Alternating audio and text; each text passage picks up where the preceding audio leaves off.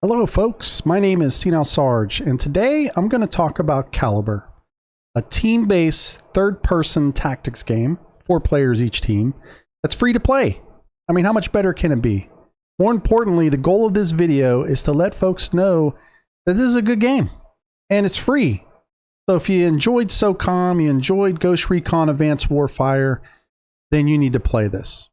Let's talk a little bit about it so you learn more. Let's get after it. All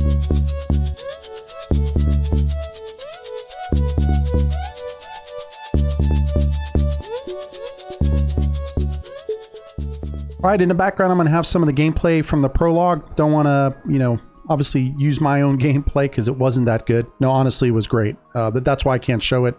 I've copyrighted it at this point, and none of you need to see it. More importantly, as always, please take a little bit of time to make a comment or like the video if you like it. This game is probably, I've had a lot of good games I've been playing lately that I've enjoyed.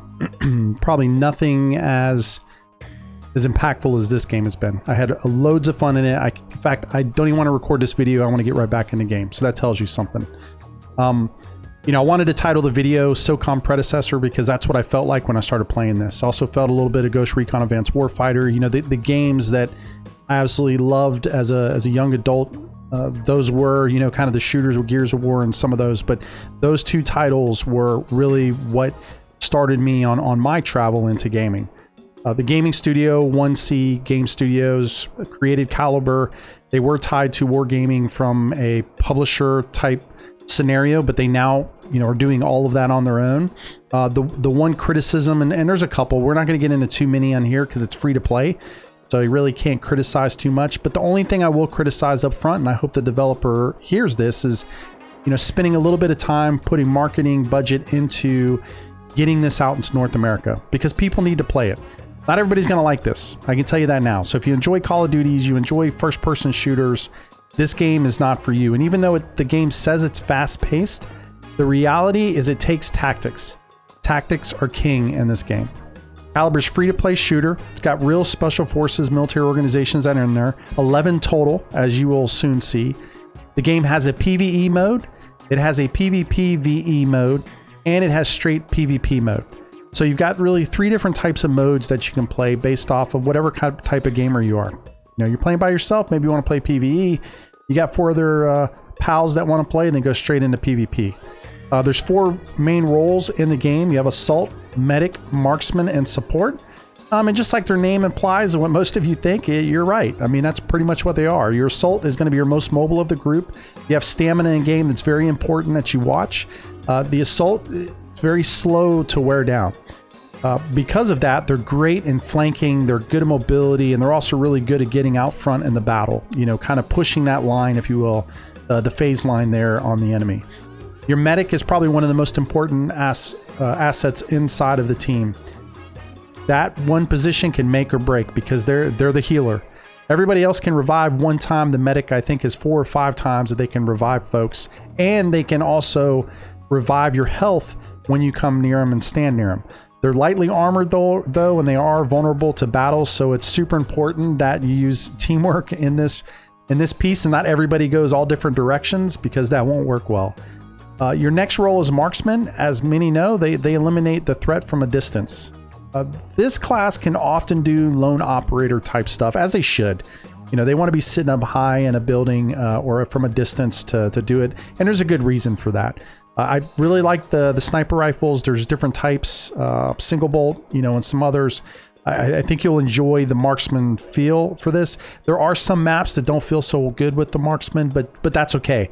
I'm interested to see how the maps continue to line out. Your final part or your final role is support. They're sturdy and they're heavy armored. These are the ones that are going to lay out the suppressive fire. One of the things that I learned playing the game is that if the support's doing their job correctly, when somebody, a teammate is trying to run across the field, if support is laying down suppressive fire, they're absolutely going to help that teammate, because there's often when you hit one of the enemy, the AI or others, once you hit them, they'll kind of stagger a little bit. So you're taking the rounds off, what you would suspect a support person would do. So very good. That makes up all the roles inside of the game. You've got to be one of those roles. So you can't have 4 assault, 4 medics, 4 marksmen, 4 support. I wasn't sure about that initially coming in, but now it makes complete sense. That's exactly what they should have done because it makes the game so much better when you're inside of it. So another thing I want to reiterate this. Tactics are vital in this game. That's why I love it. You can't just be one player and just run out there and do it unless you're playing a bunch of recruits, a bunch of new people. Players need to do their job. Communication is vital in this game. You need to pull 360-degree security. I learned that multiple times today when I was playing. People will come in the back doors and next thing you know, they're straight on top of you. So it's important that you do that.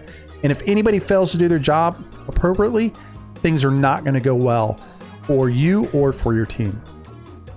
Okay, so let's get into the lobby. I wanted to show you this. This is my profile here. I'm not going to spend a lot of time on this, and I want to make this video as short as I can.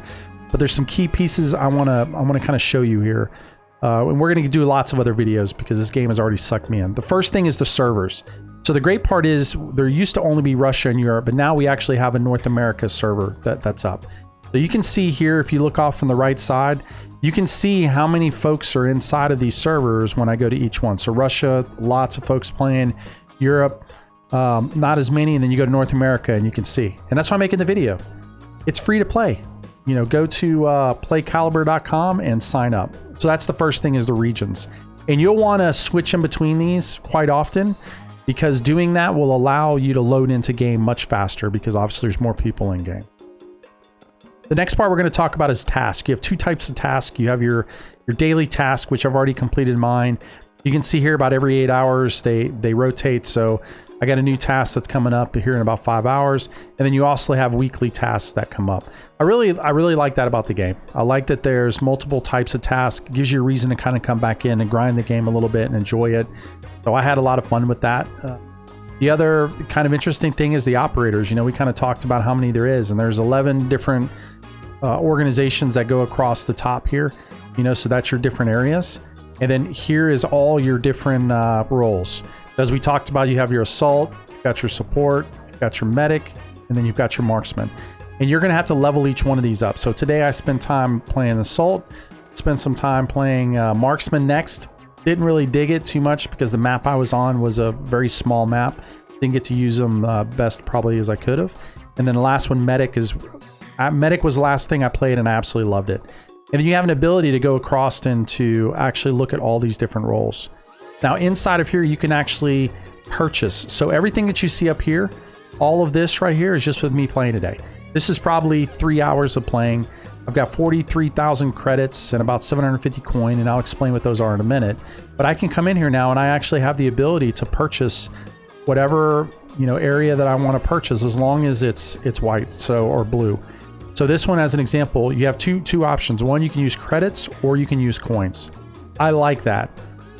There is a small piece here where I think there could be a pay to win. I don't know yet. I still got to play the game more. But I also think my fears are not ones that you should worry about.